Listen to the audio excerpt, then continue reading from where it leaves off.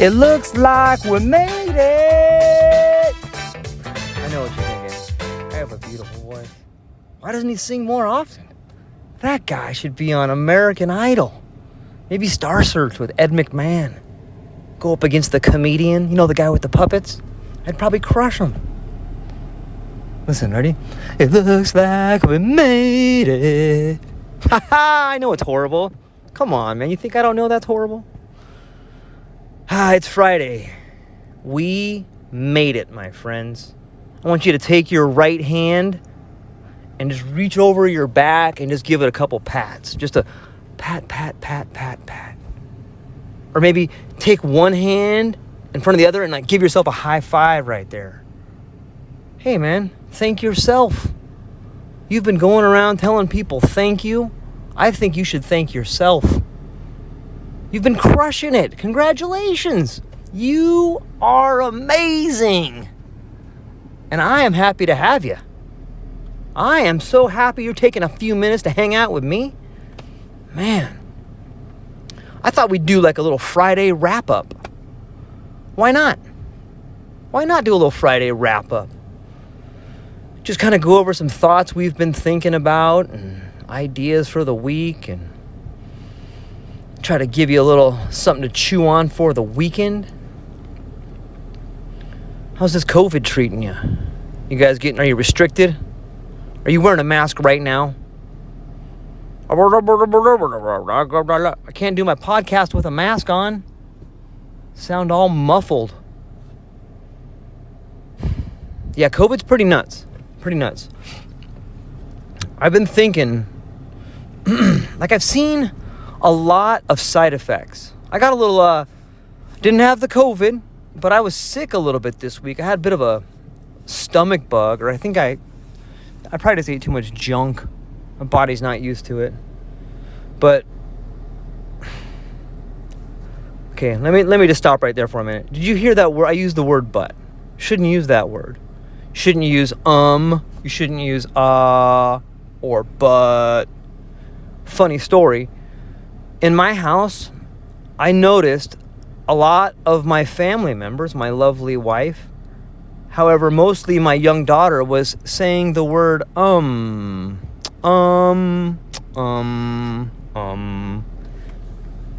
order to correct that habit, my wife and I, we made this jar, like a big glass pickle jar. And on there, we wrote the word and ah. And anytime someone in our house says that, you got to put $1 in the jar. The funniest part about that is for the first few days, my daughter said it 5 times. However, you know who says it way more than my daughter? Her parents. I think I have 30, my wife has 20.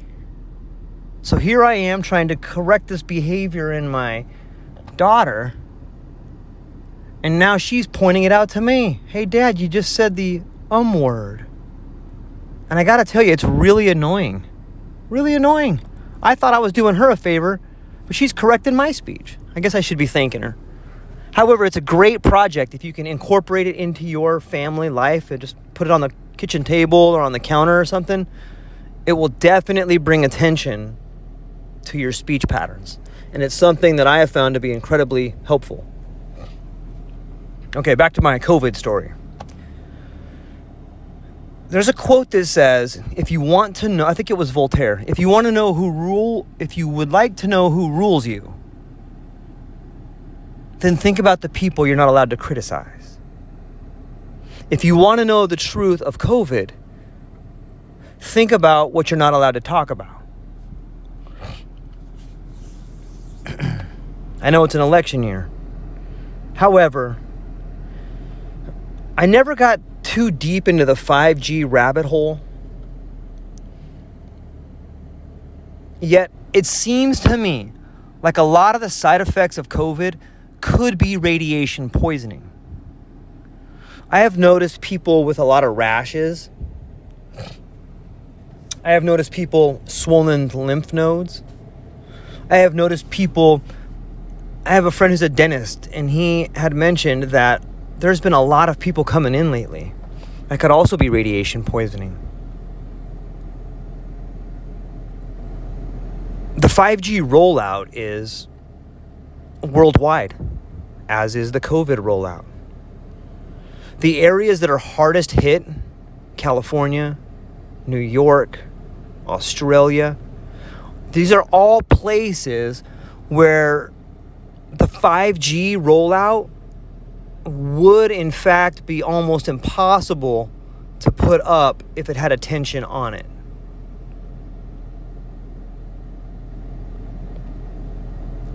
The ramifications of 5G are not known. If you look at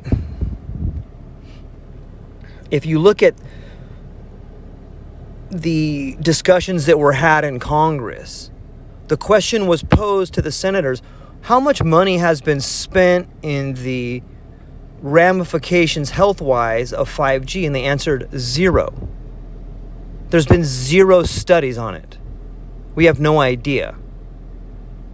Also, we've noticed that the tech industry has been called to the Senate and called to the House of Representatives multiple times under the guise of monopolies, under the guise of political campaigns. They could just as easily be going up there to answer questions about 5G. Right? If you look at all the new tech coming out, it's going to be in 5G. The Internet of Things relies on 5G. If they would like to have this system up and running, they must put in the infrastructure. If the infrastructure causes hazardous conditions to the biological organism, and the people were aware of that, they would not be able to put in this infrastructure. You could also make the case that the vaccine could have the chip in there. The vaccine could make us all transmitters. All you need is a small RFID chip. Then each person would be able to transmit the signal from phone. Each person would in fact become an antenna, which would make communications lightning fast. It would also make it possible for you to be a red flashing dot on a grid on a computer screen. The more that I think about it, it's possible. You know, if you look at, again, I think it was Bill Gates who, when he released Windows 95, they did 0 troubleshooting. They went up with a new business model that said, we're not going to debug it, we're not going to troubleshoot it, we're going to release it to the public, and then we'll allow the public to go out there, find the kinks, send them to us, and then we'll fix them. It's a better business model. You could argue that that same business model is being implemented with 5G. Yeah, there's going to be some people that have radiation poisoning from this particular frequency. However, once we find the hot spots, we'll turn it down or we'll fine tune it. But we have to use, the only way to get the system out there is just to go out, release it, and there's going to be some people that die from it. There's going to be some people that get radiation poisoning. However, as we fine tune it, we'll get it to the right frequency where it doesn't hurt people that bad. I think that's what we're seeing. Or at least it's plausible. Again, it's worldwide. It's worldwide. It was an outbreak in China. You could say that they were the first to install 5G. Another point I was thinking about was the Great Reset people are talking about. Everyone knows that our economic system is on the way out. Everybody knows that the stock market is rigged. Everybody knows that the dollar is probably going to collapse in the near future. You can't print trillions of dollars and have the value of that currency stay the same. Everyone knows that we're not being told about the bailouts that are currently happening in our government. Everybody knows we're not being given the true nature of BlackRock taking over the Federal Reserve.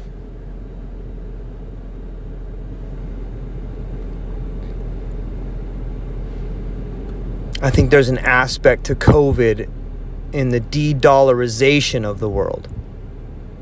You know, it provides pretty good cover for the people in positions of authority. I know most of you probably remember 2008 and how many bankers were getting death threats. How many people were calling their congressmen. How many people were calling their senators. And they still passed it. They still passed it because the politicians are paid off. I think it was John Dewey who said, government is the shadow cast upon people by business. And anyone who thinks that it's not big business writing the laws and then just handing them to the senators to read on the floor is out of their mind. The last real senator we had was probably Jim Trafficant. And he was ran out of the government.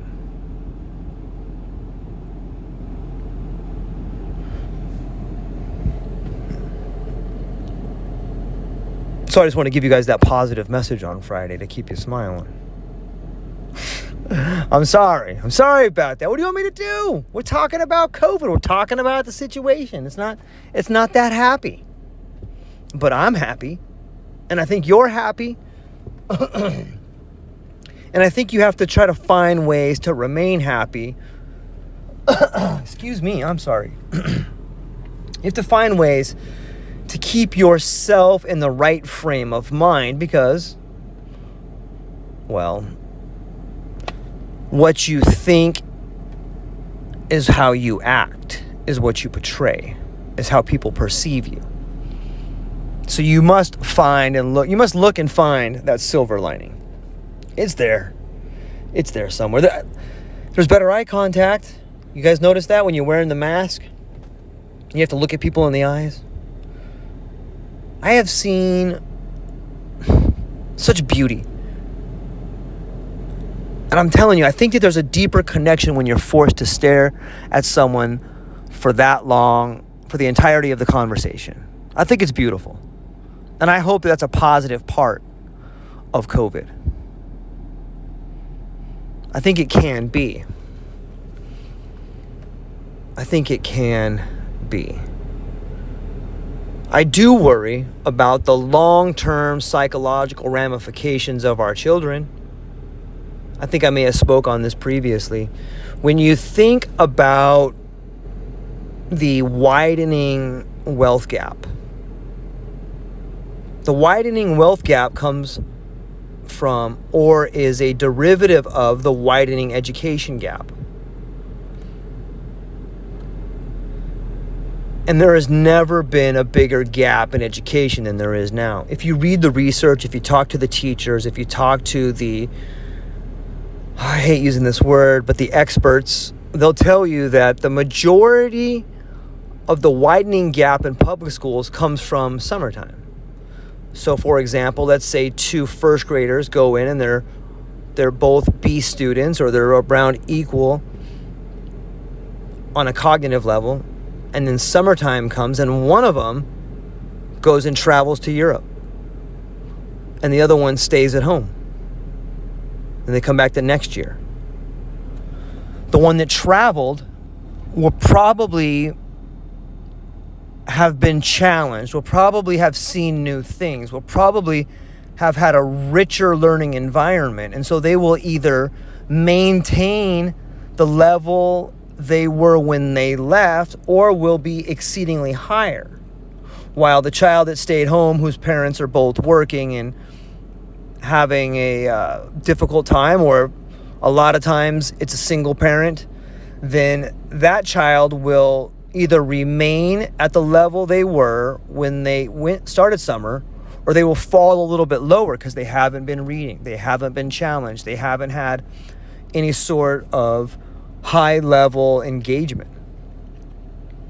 And one summer's not that bad, but when you string that along from first grade to eighth grade, now you got 8 summers, right?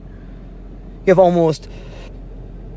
over a year of non-learning, of forgetting what you learned during the school year. And another child has another year. And not only do they have that other year of learning through summer, but they've come back the following year and learned and absorbed more and applied to the new year what they learned during the summer. And that's one reason a lot of people think that the widening gap in education leads to a widening gap in wealth later in life. So let's apply that to COVID now. How many kids are going to a public school where the work for the child's semester is available online, not by a teacher, but on a website that gives them a list of assignments to do, and that you may or may not turn in those assignments, and you're not going to be graded?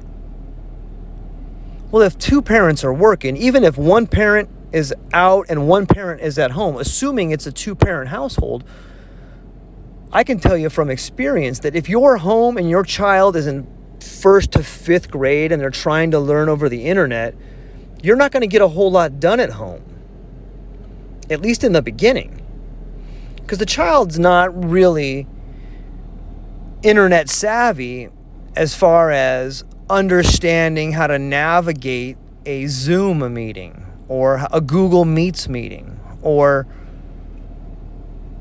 when they go to class, they have an instructor there that gives them their attention. So if you as a parent are trying to, what if you have 2 kids or 3 kids and you're trying to get stuff done at home and you're also trying to navigate the educational course of 3 children? It's almost impossible, I think. Excuse me for the cough.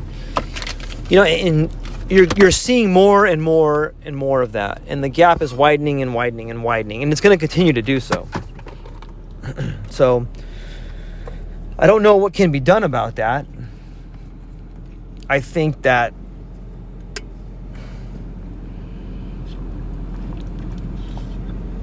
it is a problem. I think that it's going to cause a widening gap. Just the time that we have off now. I guess if there's any sort of resolution, or if there's anything you can do, it is to focus on your family first and then on your community. It's also interesting in that if you have a young child right now, where do they learn their social skills? Well, they learn them at school. Where do they learn their level of competition? Where do they learn their level of social order? Well, they learn it at school. What happens when they're not subjected to those particular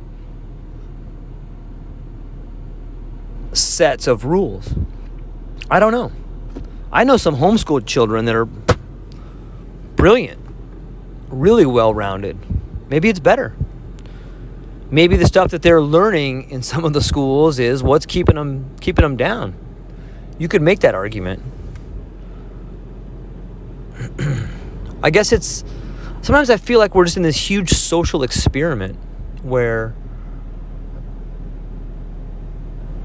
maybe right now we are, someone just flipped over the table and all the board pieces fell over and all the cards fell down and the board collapsed.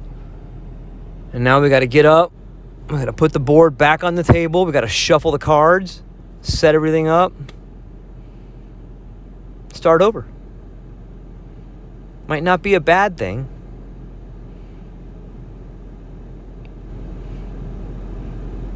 Might not be a bad thing at all. However, I think history shows that ultimately we end up in the same area. But if we are starting over, where do you want to be? if indeed this is a reset, how do you set yourself up for the future? You got to read your history. What is it right now that you are doing to reinvent yourself? Are you learning some new skills? Are you learning a new language? Have you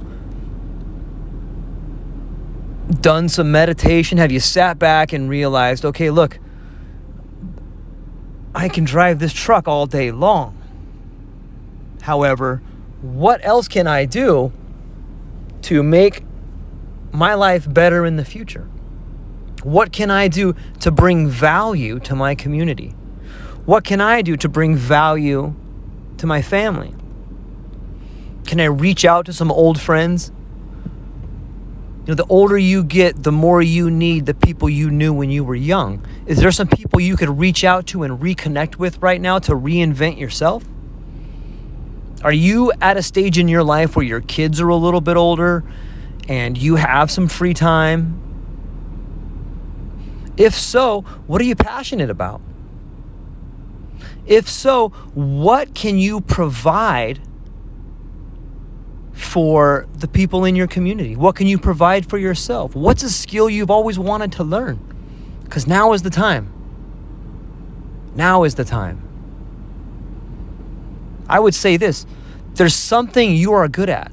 There's probably something you're better at than most people you know, and you should be figuring out what that is and trying to teach it to other people. I think that is a plan of action. I think that is something not only beautiful, but it is something that you can find meaning in. I think it's something that you could find yourself in. And it's a way to redefine yourself. The world is changing forever. Education is changing forever. Where do you fit in now? What are you good at? What do you want to be good at? What is the change you would like to see in the world, and how do you create that? Gandhi comes to mind. Wasn't he the gentleman that said, be the change you want to see in the world? I gotta tell you, I've talked to so many of you via my Facebook blog or my Instagram or my podcast. I've gotten so much awesome feedback. Even the negative feedback I get is good feedback, because it helps me understand the message I'm saying. Or sometimes I'll put something out there and then someone will say something back to me and I'll be like, oh, you know what? If that's what people think, then I failed in putting out the message that I wanted to. So I need to go back and rethink that.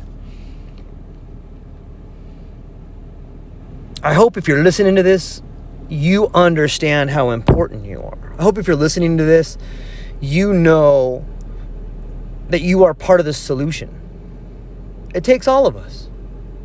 It takes all of us. Did you make somebody smile today? Did you tell them a joke? That's an easy one. When I get down sometimes, I try to make other people smile. And if I can do that, it kind of snaps me out of my funk. Even if regardless if they're laughing at me or with me, if they laugh, I feel like it's a big win. I feel like it's a positive moment.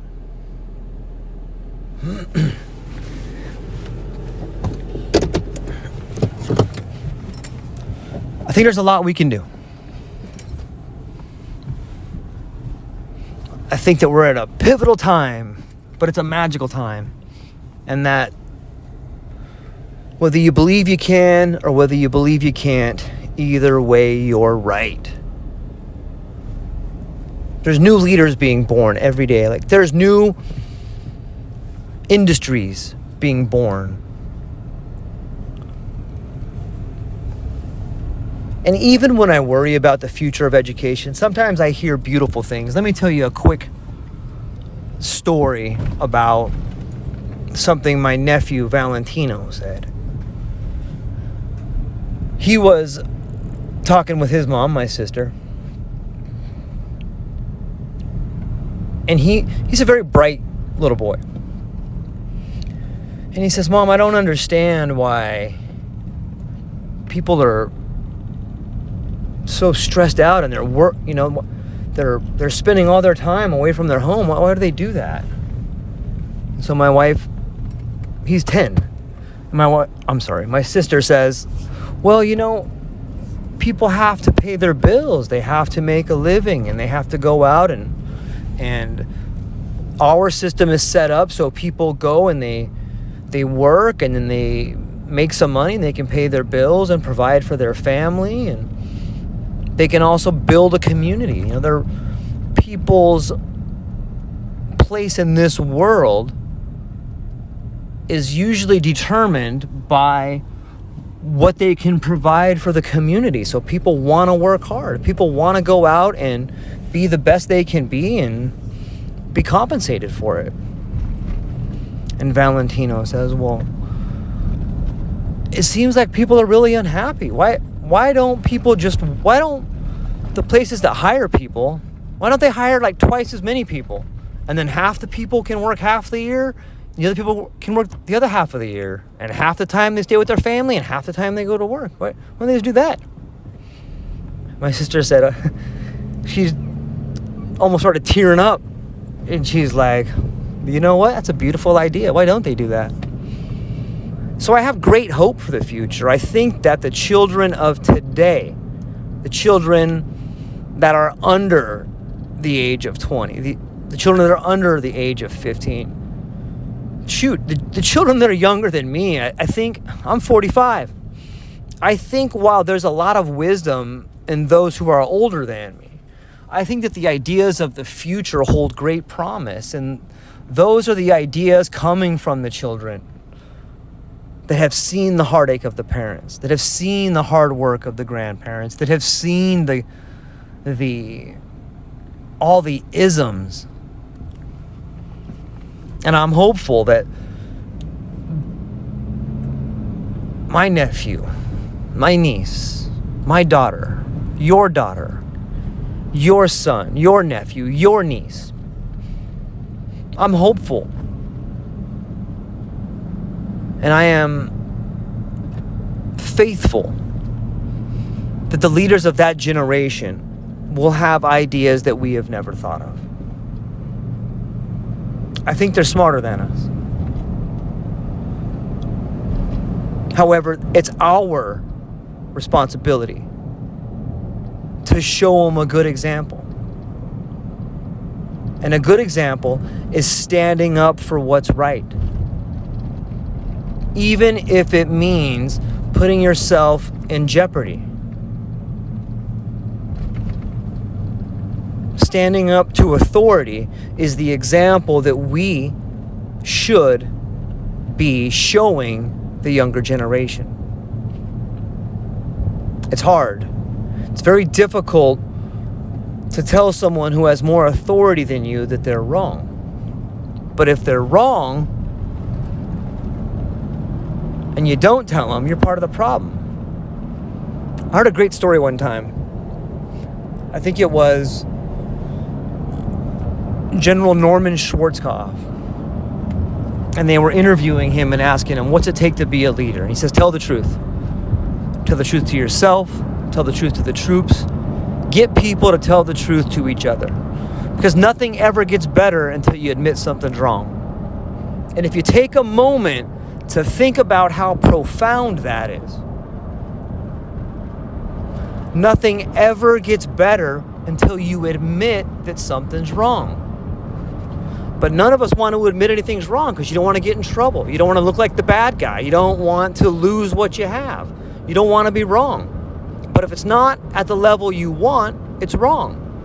If it's not at the level you'd be proud of, then it's wrong. And we deserve to have it right. You've worked your whole life to get to a certain spot. And rather than take the time to correct a mistake, we're willing to forego some short-term pain. We're willing to give up the struggle in order to be comfortable.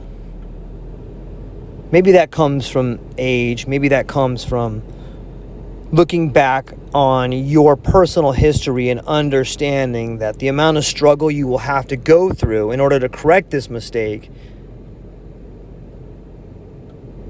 might not be worth it for you in the long run.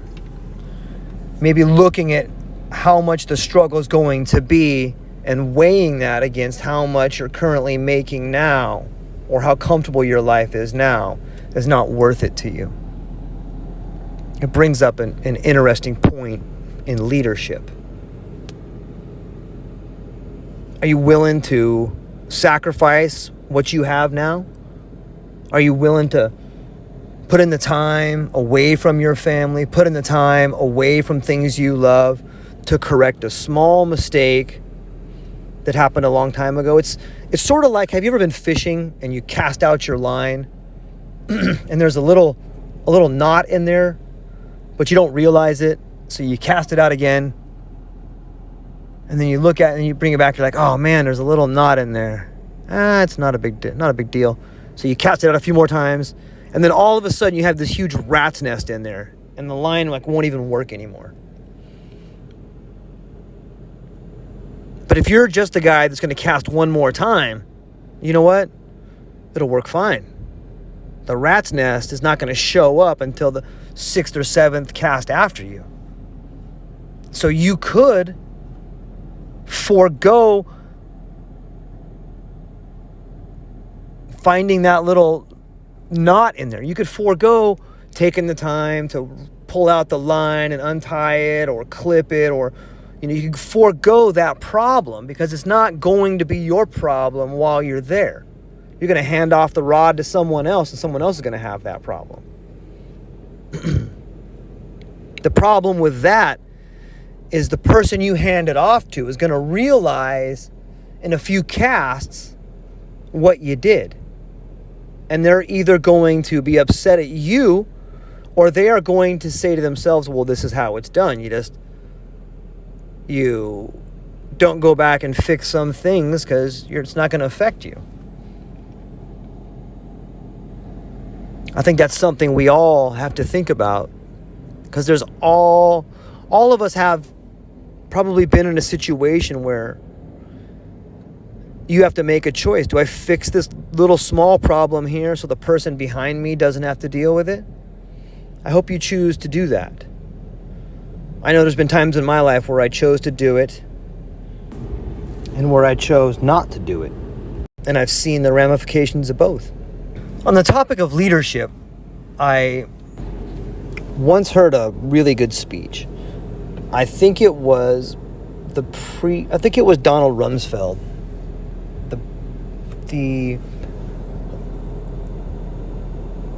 I think it was Donald Rumsfeld, who at one point in time was the Secretary of Defense. During this speech, it was after his term as Secretary of Defense, and he was giving a speech at a college or perhaps at the Atlantic Council or the Council on Foreign Relations. But the important point is that he was no longer the Secretary of Defense. So he is invited down to speak, and there were some speakers before him, and the MC calls him up, and he comes walking out onto stage, and he's got this, like a little Dixie cup, like a little paper cup of coffee, and he walks out, and he sets it down on the lectern, and everyone's clapping, yeah, woohoo, and they introduce him, and he sets his coffee down, and he's smiling, and the crowd goes quiet, and he begins his speech. He says, I've learned quite a lot about defense and our country, and I've made a lot of mistakes, and I've done some things that I thought were good for the country, and we've spent a lot of time in other countries, and there's a lot of things that no one will ever know about. And then he pauses, and he grabs his paper cup of coffee, and he takes a sip, And then he just stops what he's doing and he looks at the paper cup and he smiles. And it was the silent pause perfected. Probably 12 seconds. And the whole crowd is just kind of looking at him like, what? What is he doing? He's just stopping everything. And he says to the crowd, he goes, I had a speech planned. There was a lot of things I was going to say. However, I think I've got something better to say. And, you could almost feel the anticipation of the crowd. It was really heartfelt, and it seemed he may have practiced it. However, it seemed to me that it was something that he thought of, and it was brilliant. He says, authority, our life, being in positions of power is kind of like a cup of coffee. And he holds up, he goes, do you guys see this paper cup of coffee? He's like, I deserve this paper cup of coffee. And much like the crowd was thinking, you're probably thinking now, like, what does he mean?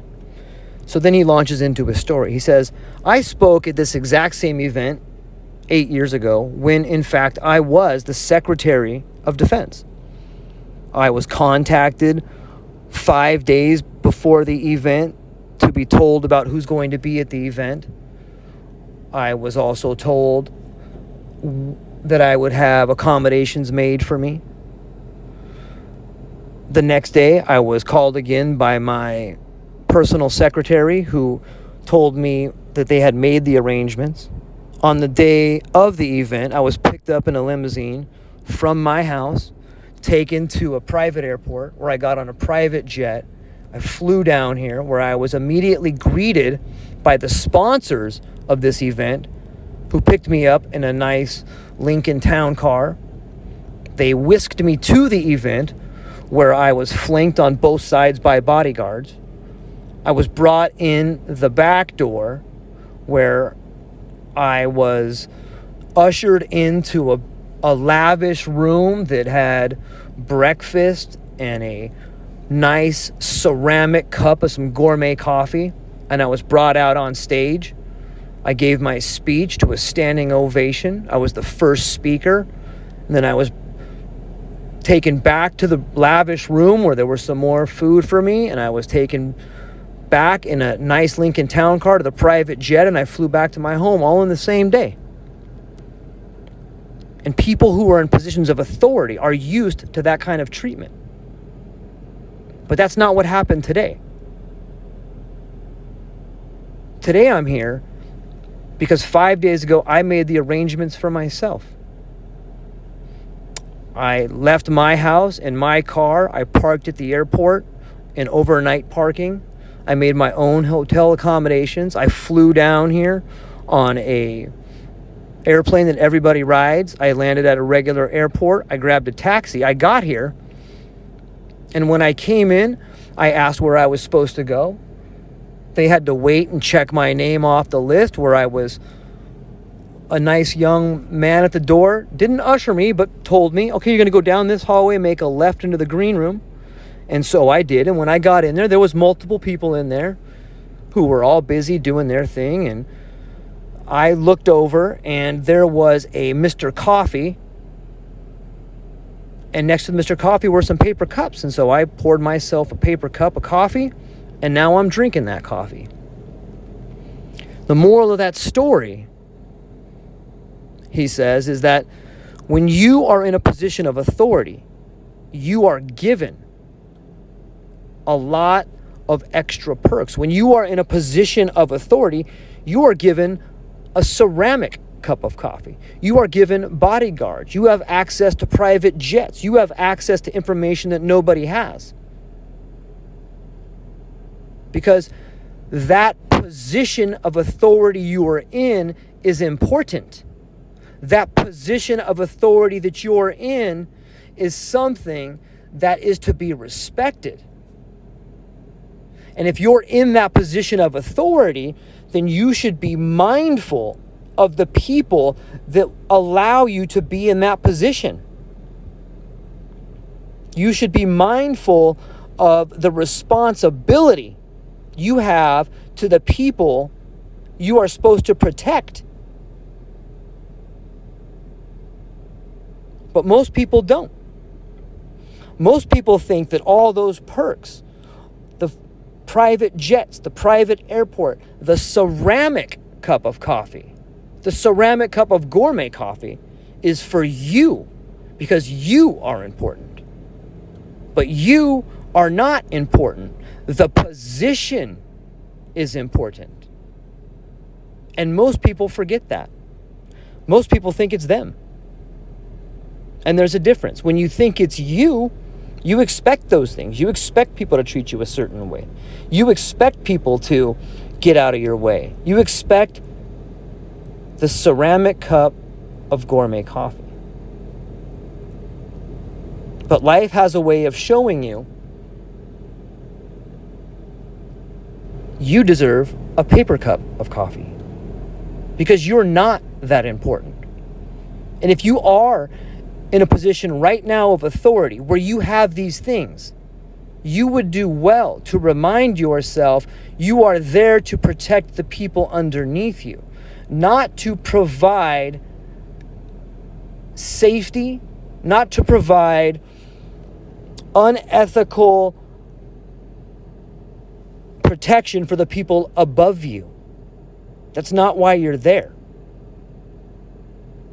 And I thought that was an amazing speech. People in positions of authority have authority because the position demands it. Not because they're important, not because they're smarter, not because they care, but because that position was designated to be a position to look out for people underneath you, not to protect people above you. Without people underneath you, you've got nothing. Without the people on the bottom, there is no top. It's an interesting idea, and it's one that really changed my mind about authority. It really makes you understand the privilege of being in authority. It also makes you understand the narcissistic behavior of people that currently are in authority. And I hope that it makes you take a second look at yourself if you are in a position of authority. Well, that's what I got for today, you guys. I love you. Hope you're all doing well. Just as a quick aside, I got some really interesting stuff coming up. I'm going to do a series of podcasts about 1984 versus Brave New World. And what world are we most like living in today? Do you think it's 1984? You think it's George Orwell? Or do you think it's Brave New World? Which one do you think it is, my friends? Which one do you think it is? We're going to find out. We're going to get into some good, some bad, some different ideas. And then I, after presenting both sides, am going to give you my take on it. So look forward to that coming up. I love you guys. I hope you're all doing well. I'm going to send you out with some music today. A little something to keep your day up, I hope. Keep you happy. Aloha.